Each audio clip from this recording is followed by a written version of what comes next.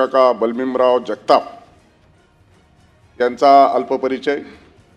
कैलासवासी अरुणकाका बलभीमराव जगताप यांचा जन्म 25 मार्च 1959 रोजी अहिल्यानगर जिल्ह्यातील श्रीगोंदा तालुक्यातील बनपिंपरी येथे झाला। त्यांचे शिक्षण 5वी पर्यंत झाले होते। कैलासवासी जगताप यांनी अहिल्यानगर युवक काँग्रेसच्या अध्यक्षपदापासून राजकारणाला सुरुवात केली होती। त्यांनी काही काळ अहिल्यानगर नगरपालिकेत नगरसेवक म्हणून कार्य केले होते। ते अहिल्यानगर नगरपालिकेचे नगराध्यक्षही होते। त्यांनी अहिल्यानगर जिल्हा क्रिकेट संघटनेचे अध्यक्षपदही भूषविले होते। महाराष्ट्र क्रिकेट संघटनेचे ते कार्यकारी सदस्य होते। गंगाधर शास्त्री गुणे आयुर्वेद महाविद्यालय तसेच विशाल शिक्षण व सांस्कृतिक संस्था या संस्थाचे ते अध्यक्ष होते।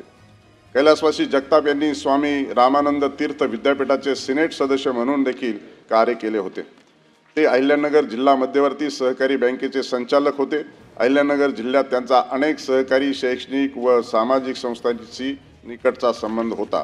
कैलासवासी जगताप सन 2010 व 2016 मध्ये अहिल्यानगर स्थानिक प्राधिकारी संस्थाद्वारे महाराष्ट्रात विधान परिषदेवर 2 वेळा निर्वाचित झाले होते। अशा या ज्येष्ठ समाजसेवकाचे शुक्रवार दिनांक 2 मे 2025 रोजी दुःखद निधन झाले।